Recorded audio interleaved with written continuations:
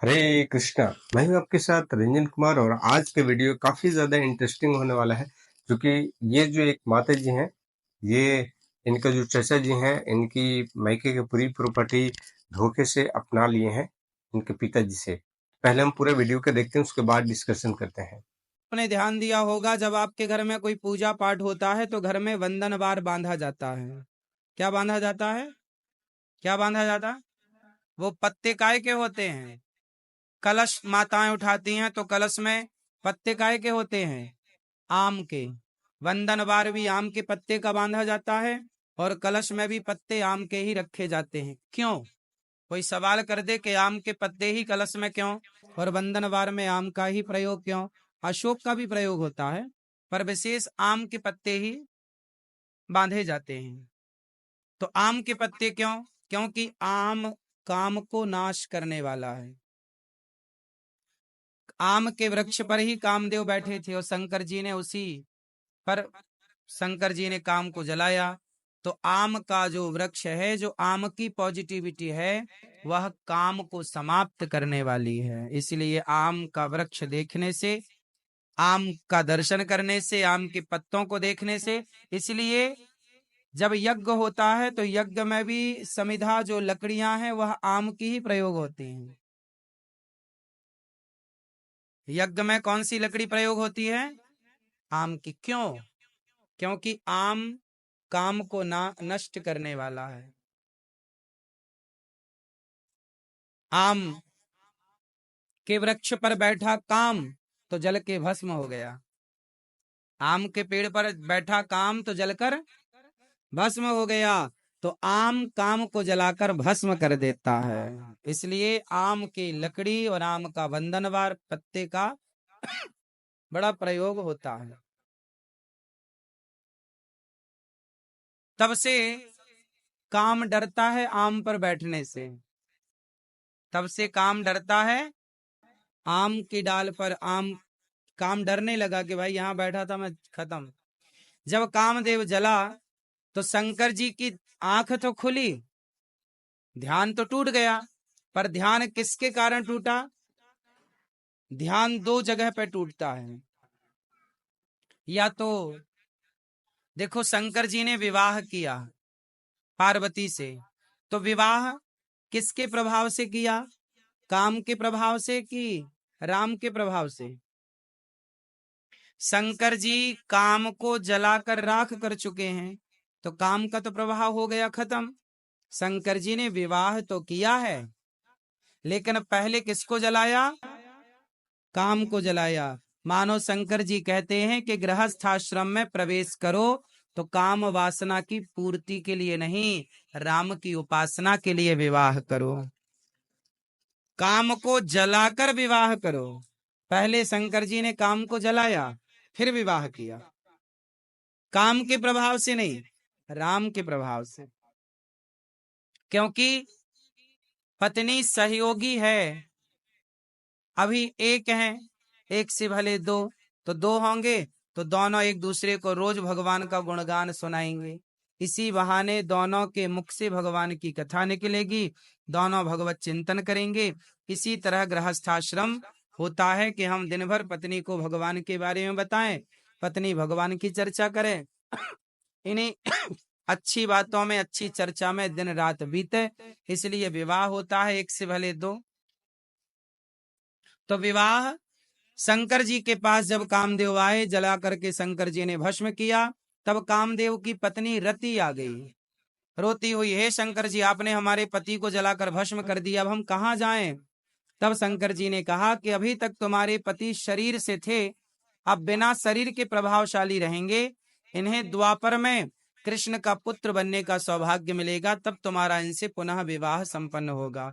जिन कामदेव को शंकर जी ने जलाया, वही कामदेव द्वापर में श्री कृष्ण के पुत्र बनकर, प्रद्युम्न बनकर के प्रकट हुए और रति से विवाह किया था। तो शंकर जी ने जिन कामदेव को जलाया, वही बाद में प्रद्युम्न कहलाए, भगवान कृष्ण के बड़े पुत्र। रति उनकी पत्नी है, उनसे विवाह हुआ। अब शंकर जी का ध्यान हो गया भंग। तब भगवान विष्णु प्रकट भये, शंकर जी से कहा, शंकर जी आप विवाह कर लो। देखो, शंकर जी विवाह कर लें, ये बात कौन कह रहा है? भगवान श्रीमन नारायण। हे भोलेनाथ, आप विवाह कर लो। क्यों? क्यों कर लें? हमारी आज्ञा है।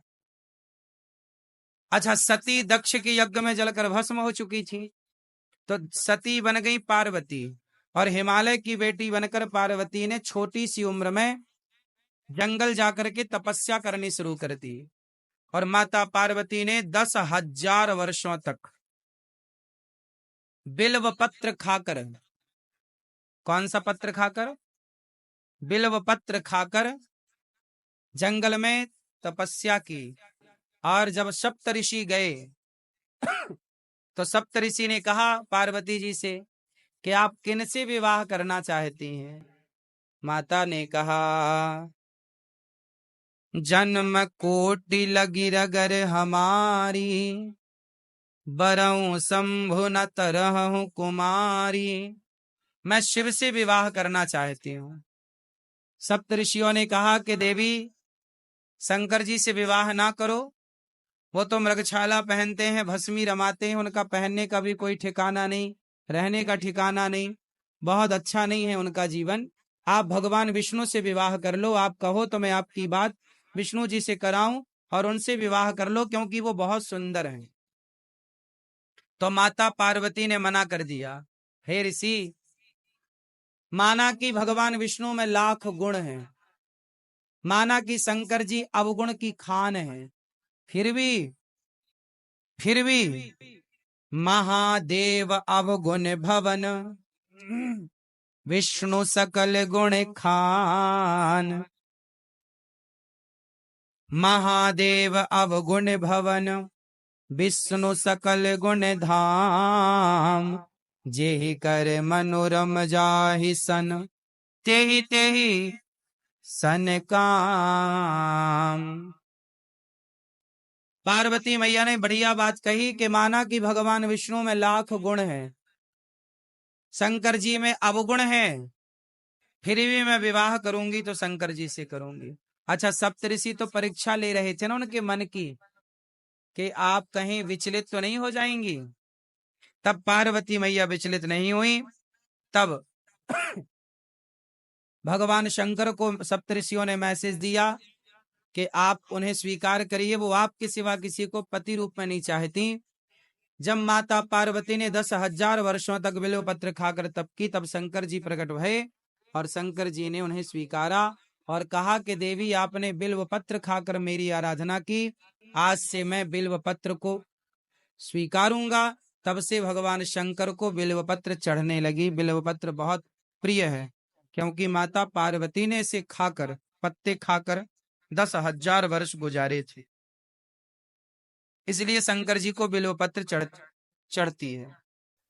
तो गैस देखिए, यहाँ पे कितनी अच्छी तरीका से अनिरुद्धाचार्य जी बताएं कि यदि आपके जो अंकल है, जो चचा है, वो गलत तरीके से आपके पिताजी से अगर संपत्ति को, घर को, परिवार को, अगर घर को हथिया लिए हैं, तो उसको चिंता करने की जरूरत नहीं है, क्योंकि घर, भगवान का घर देर है परंतु अंधेर नहीं है।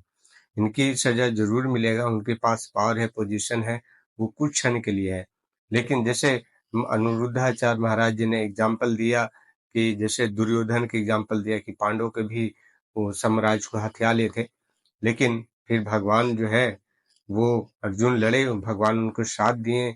इसलिए कई बार क्या होता है कि हमें अगर है हमारे साथ गलत हो रहा है तो हमें लड़नी चाहिए। अगर हम लड़ें तो भगवान हमें उनके साथ, हमें जरूर साथ देंगे उससे जीतने के लिए हमें। तो इसलिए अपनी लड़ाई कभी कभी खुद लड़नी पड़ती है।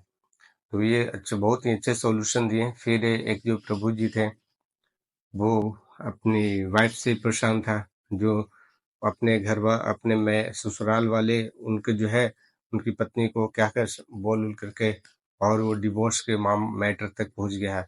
ठीक है, तो उसको भी अनिरुद्धाचार्य समझाया, मैसेज दिए। तो ऐसे केस आते रहते हैं इनके पास, और ये सबको सोल्यूशन देते रहते हैं, बताते रहते हैं। फिर एक प्रभु जी थे, वो बोले कि हम जहाँ पे जॉब करते हैं, वहाँ पे जो हमारी जो बॉस है, हमारे ऊपर जो लोग हैं, वो गलत तरीका से पैसा कमाते हैं, और हम उनके नीचे काम करते हैं तो हमें काम करने की इच्छा नहीं करता है, तो क्या हमें ऐसा करनी चाहिए या नहीं करनी चाहिए? तो बेसिकली अनिरुद्धाचार्य बताएं कि देखिए, अगर इस तरीके से कार्य हो रहे हैं, अगर आपकी इच्छा अगर नहीं करता है तो आप जो भी है, आप अंदर से अगर आत्मा नहीं करता है तो आप नहीं करें, दूसरा कार्य करें। ठीक है, हम गलत लोगों के साथ गलत क्यों साथ दें, है ना? बिल्कुल सही है। तो ऐसा लोग अपनी प्रॉब्लम लेकर के आते रहते हैं यहाँ पे अनिरुद्धाचार्य महाराज जी के पास, और ये बताते रहते, समझाते रहते हैं लोगों को, पारिवारिक मैटर को भी, घर के मैटर को भी, और साथ में कथा भी सुनाते हैं, एंटरटेन भी करते हैं। इसलिए लोग इनको इतना ज़्यादा लोग मानते हैं, जानते हैं, और इनके पास आते हैं। तो आज का वीडियो हमारा कैसा लगा, आप हमें कमेंट बॉक्स में ज़रूर बताइएगा। फिर मिलते हैं नेक्स्ट वीडियो में, तब तक के लिए हरे कृष्णा।